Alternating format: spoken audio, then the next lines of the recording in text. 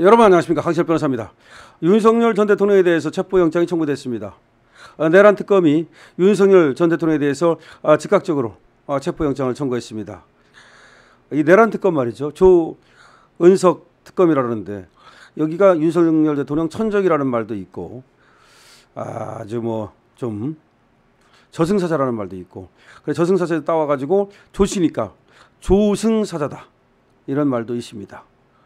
123 비상계엄 사건을 수사하는 조인성 특별검사가 오늘 윤석열 전 대통령에 대해서 특수공무집행 방해 혐의로 체포영장을 전격 청구했습니다. 특수공무집행 방해? 이게 뭔지 아십니까? 그때 공수처에서 말이죠, 경찰하고 같이 윤석열 대통령을 체포하러 오지 않았습니까? 근데 불법 체포라고 보고서 경호처에서 막아선 적이 있죠. 그때 막아서도록 윤석열 대통령이 지시를 했다. 그게 바로 특수공무집행 방해입니다. 아니, 그걸로 체포영장까지 청구할 사안입니까? 아니, 예를 들어서 불법 체포하러 왔는데 그러면 순순히 체포되어 가야 됩니까? 그리고 경호처에서 막아선 건데 윤석열 대통령이 시켰다 이겁니다. 글쎄요, 이걸 가지고 체포영장을 청구한다? 제가 볼 때는 신병 확보에 혈안이 됐다. 지금 내란죄를 갖다가 더 이상 수사하기는 어렵거든요. 왜? 지금 기소가 돼서 재판을 받고 있기 때문에 내란죄를 기소 후에 다시 수사하는 것은 사실상 어려우니까 관련 제목으로 다시 체포해서 구속을 시키고 나서, 그러고 윤석열 대통령을 구속시킨 상태에서 애완죄 같은 거를 더 수사하겠다 이겁니다. 지금 조은석 특검이 관심 있는 게 뭔지 아십니까? 내란죄는 기소돼서 재판을 받고 있으니 애완죄를 면밀히 털겠다 이겁니다. 애완죄가 뭡니까? 윤석열 대통령이 일부러 북한을 자극했다. 그래서 북한을 자극해가지고 북한으로 하여금 우리를 치게 하려고 했다. 그래서 그걸 빌미로 해가지고서 계엄을 발령하려고 했다. 거기에 대해서 윤석열 대통령이 오죽 답답했으면 말이죠. 재판장에서 무슨 얘기냐, 애완죄라는 게 무슨 얘기냐 이 말이죠. 전쟁이 일어나면 계엄을 할 수가 없다. 오히려 예를 들어서 북한이 우리를 쳤다. 그러면 그거를 빌미로 삼아가지고 계엄을 하려고 했다는 것이 저 검찰의 얘기고 저 특검의 얘기인데, 윤석열 대통령은 그게 아니라는 거죠. 오히려 만약에 싸움이 일어나면, 전쟁이 일어나면 오히려 계엄은 할 수가 없다는 거죠. 그러니까 계엄을 하기 위해서 북한의 침략을 유도했다.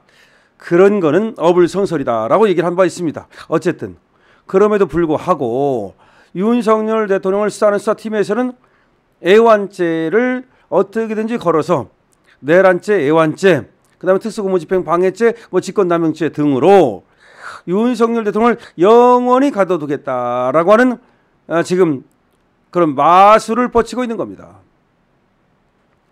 내란 특검은 공지를 통해서 말이죠, 언론 공지를 통해서 이렇게 말했습니다.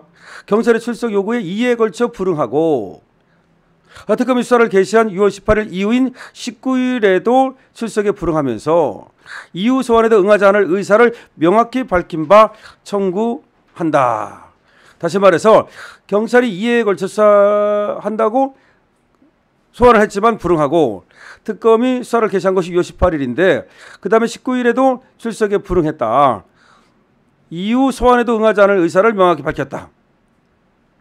윤석열 대통령이 소환에 응하지 않는 이유는 불법 수사이기 때문이라는 겁니다. 불법 수사. 다시 말해서 그때 불법 체포를 하러 왔고, 그래서 지금 경호처가 막아선 것은 적법한 것이고, 그리고 또 윤석열 대통령이 지시를 했다거나 그런 것이 아님에도 불구하고 신병을 확보할 목적으로 불법 수사를 하는 것이기 때문에 그에 응할 수 없다는 겁니다.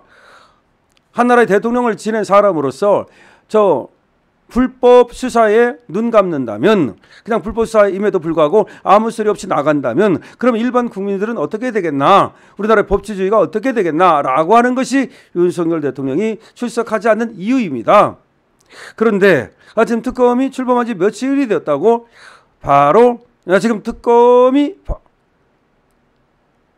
체포영장을, 그것도 구속영장도 아닙니다, 체포영장입니다. 이거는 망신 주겠다는 거죠. 자, 23일 사건을 인계받은 특검은 사건의 연속성을 고려해 피의자 조사를 위해 체포영장을 청구하게 된 것이다. 그러니까 인계받은 건 23일이에요. 그러니까 경찰의 소환에 응하지 않은 것이지 특검의 소환에 응하지 않은 적도 없습니다. 23일 날 사건을 인계받았는데 23일 날 인계받자마자 바로 하루 만에 체포영장을 청구한 겁니다. 윤 전 대통령은 경호처에서 자신에 대한 체포 저지를 지시한 혐의를 받는 겁니다.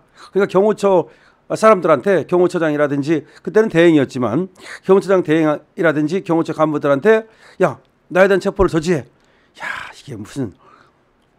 이게 무슨 코미디 같지 않습니까? 체포를 하러 왔는데 그럼 경호처가 체포를 저지 안 합니까? 더군다나 그것이 불법 체포라고 지금 영장도 이상하고 그다음 공수처가 수사권도 없는데 경찰을 동원해가지고 쳐들어오고 다 그렇게 봤던 거 아닙니까? 그런데 이걸 갖고 영장을 청구한다? 이 코미디 아닙니까?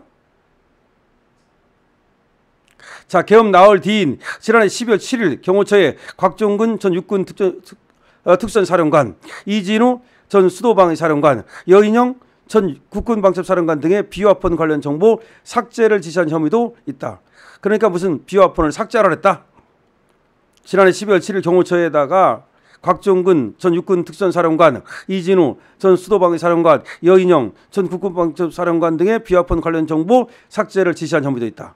이게 무슨 말입니까 또? 직권남용이랍니다. 직권남용. 자, 이런 걸로 그러니까 뭐 특수고무집행 방해니 직권남용이니 이러는 걸로 지금 체포를 하겠다는 겁니다. 자, 이때 사건을 수사한 것이 경찰특별수사단인데 이 경찰특별수사단에서는 지난 6월 5일, 12일, 19일 세 차례에 걸쳐서 피의자 신분으로 출석할 것을 통보한 바 있습니다. 윤 전 대통령은 이걸 거부했죠. 그것도 5일, 12일, 19일 일주일마다 보통은 말이죠. 그렇게 시간을 좀 더 두거든요. 그런데도 불구하고 그냥 형식적으로 12일 나와라. 안 나오니까 19일 나와라. 안 나오니까 5일 나와라. 안 나오니까 10일 나와라. 안 나오니까 19일 나와라. 이런 식으로 그냥 바로바로 일주일마다 통보를 하고 안 나왔으니까 그래 안 나왔어? 그럼 체포영장 취하지. 이렇게 된 겁니다. 그때 윤 전 대통령은 이렇게 얘기했죠. 당시 고위공직자범죄수사처 공수처 오동훈의 체포영장 집행 시도가 위법 무효다. 따라서 거기에 응할 수 없다. 그런 얘기예요. 그때나 지금이나 윤 전 대통령이 이 체포에 응하지 않는 이유는 불법 체포이기 때문이다. 공수처는 그때 수사권도 없이 쳐들어왔고 그다음에 영장도 불법적으로 받아왔고 등등등등의 이유로 그때도 그 경호처에 쳐들어왔을 때 그때도 공수처의 체포에 응하지 않은 것이고 지금도 윤 전 대통령이 잘못이 없음에도 불구하고 또 소환을 하기 때문에 거기에 소환에 응하지 않은 것이다. 그러니까 정당하게 소환에 응하지 않은 것인데 그럼에도 불구하고 다시 체포영장까지 더군다나 전직 대통령을 구속영장도 아니고 체포영장을 쳐가지고서 체포해서 끌고 가겠다. 그러니까 망신을 독특히 주겠다. 권력이 바뀌었으니까 너도 당해봐라. 저 홍준표가 그렇게 얘기했었죠. 이재명한테 당해봐라. 그렇게 얘기한 홍준표. 그 인간은 어디 있는지 모르겠습니다만은 바로 지금 이재명도 나를 괴롭혔으니까 너도 당해봐라 라고 지금 윤석열 대통령을 뭐 가두겠다는 것인가요? 글쎄요. 조은석 특검. 자, 조은석 특검이 지금 또 완장을 찾습니다. 이 완장 찬 사람이 또 글쎄요. 예. 권력은 또 완장이 지나가면 박영수 특검 아시죠? 박영수가 어떻게 됐습니까? 깜빵 가가지고 머리 빡빡 밀고 그런 적이 있었는데 모르겠습니다. 특검의 시대가 왔는데 과연 전직 대통령을 그렇게 함부로 대해도 괜찮을까요? 자, 여러분들께서 많은 댓글 달아주시기 바랍니다. 강신업 TV입니다.